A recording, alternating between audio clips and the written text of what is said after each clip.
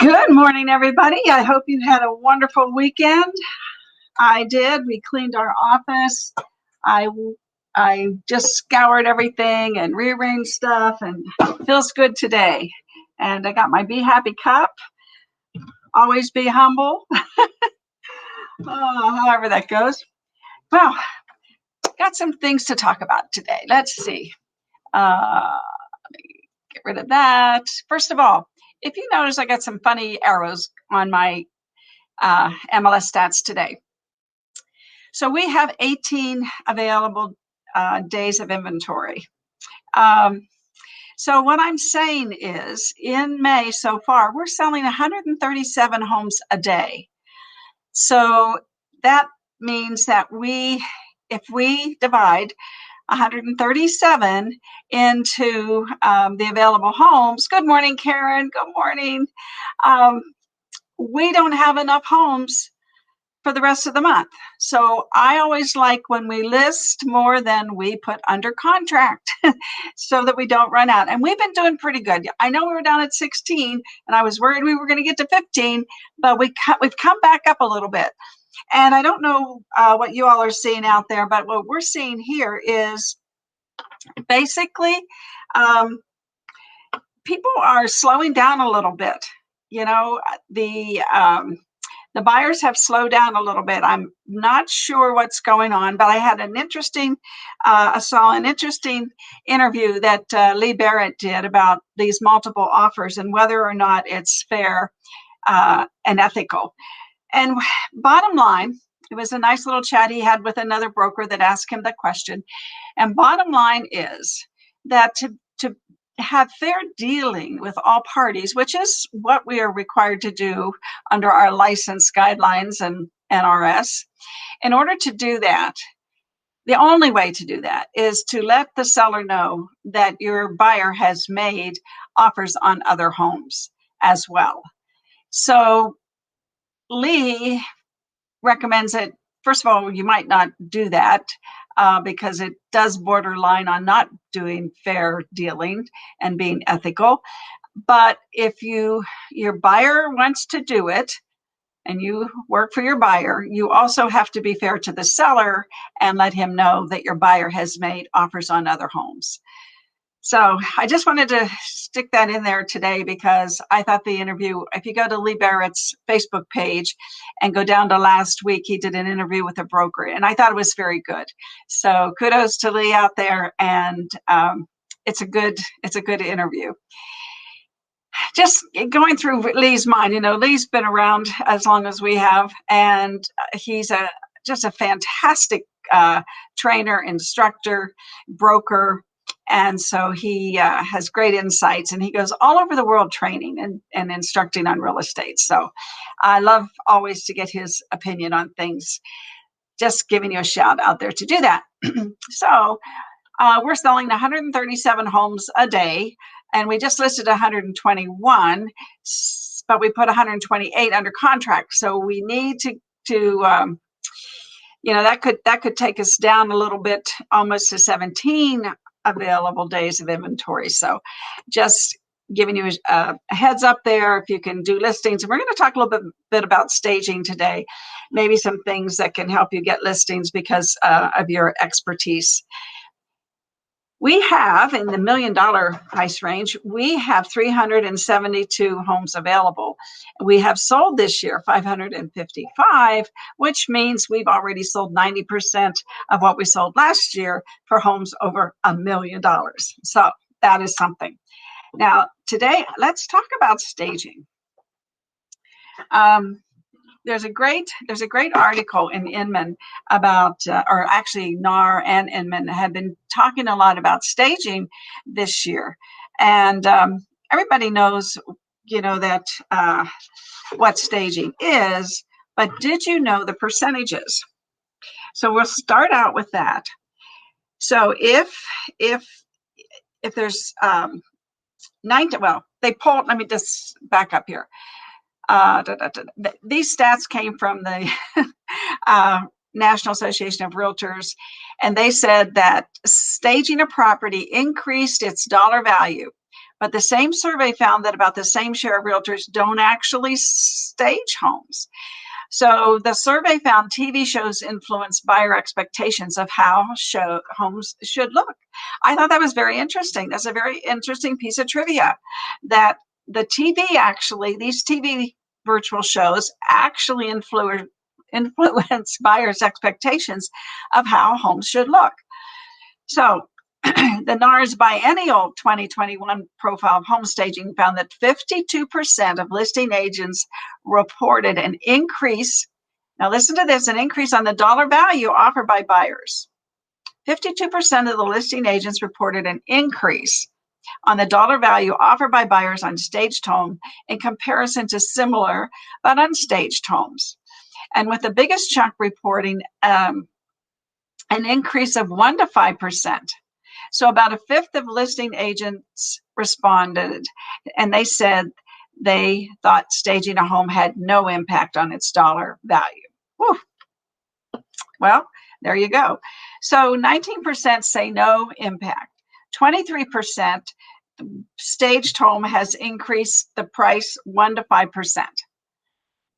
So we're going to talk a little bit about how much it costs to stage a home. 18% said a staged home has an increase of 6 to 10%. That's more like it. And then 6% said it has an increase of 11 to 15%. And 3% said it increases at 16 to 20%. And then a home has an increase of more than 20%. Only 2% said that. And of course, we had the 28% that weren't sure, because they probably don't stage homes.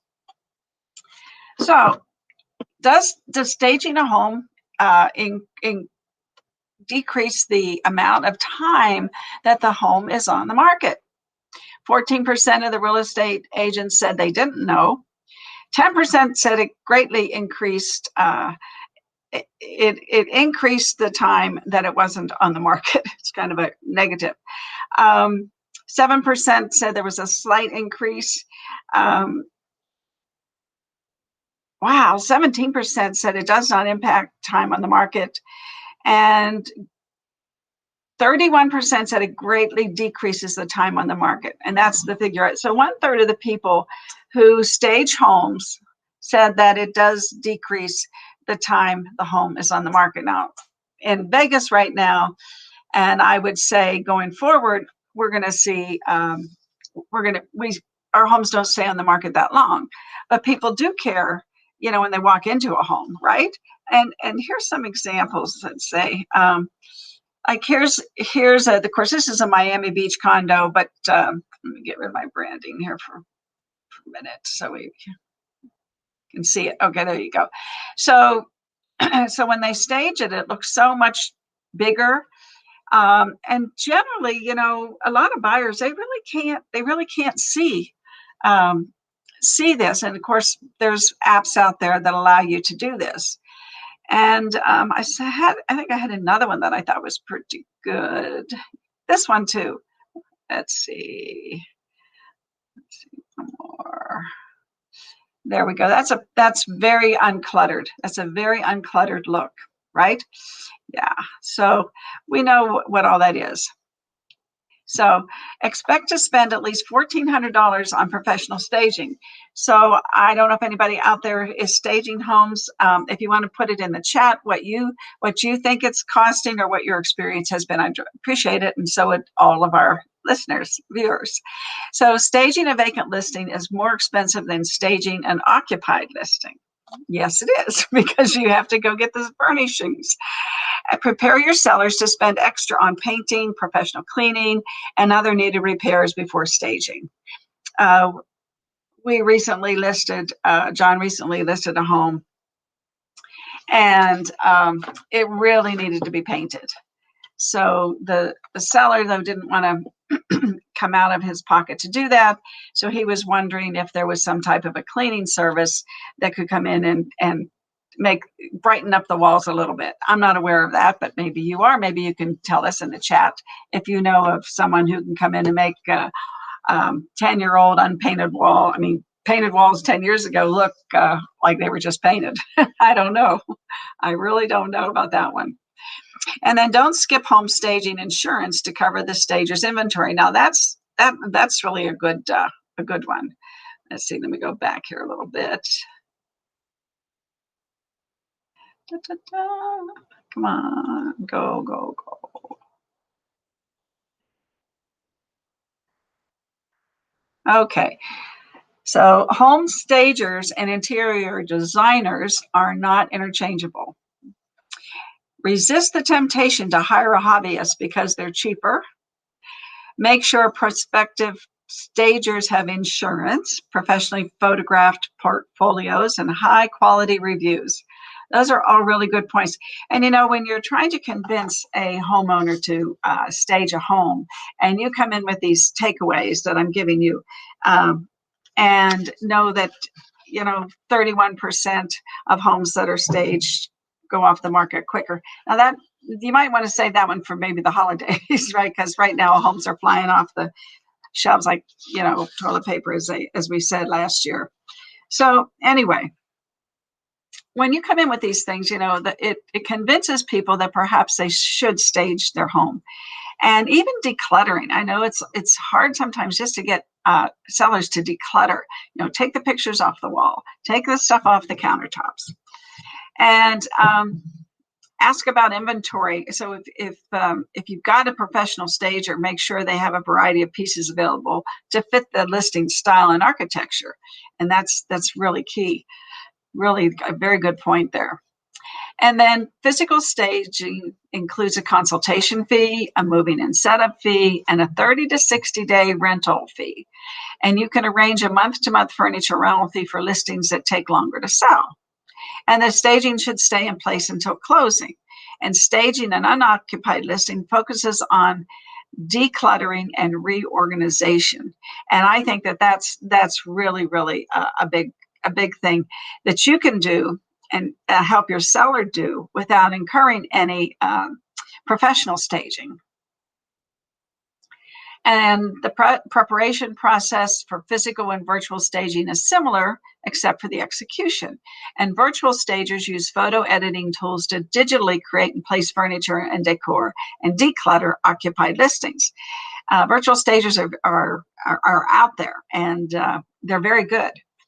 And it can be cost effective since you're not being charged for furniture rental and insurance. So that's, the whole world's going technical, right? And be careful hiring overseas stagers. They may not understand U.S. norms and trends. So evidently there's a lot of those out there, or the source of this was in the news, and there's probably, and that goes across the world. So that must be happening. And then home stagers and interior designers are non-interchangeable. We talked about that before. So let's go back here to this one. Let me hide this. I think this is something that is really important. The first one that we talked about, and that is to expect at least $1,400 on professional staging, and staging a vacant listing is more expensive than staging an occupied listing, except what you learned that you can do virtual staging.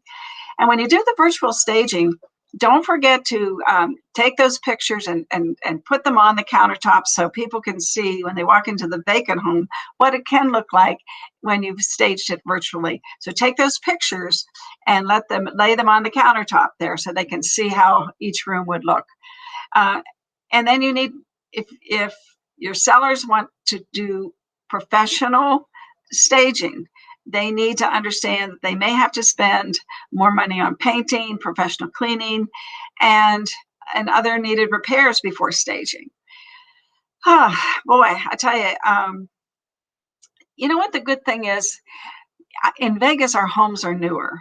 In California, you go to the East Coast, California, New York, a lot of the states that are older than we are, had their growth before we did.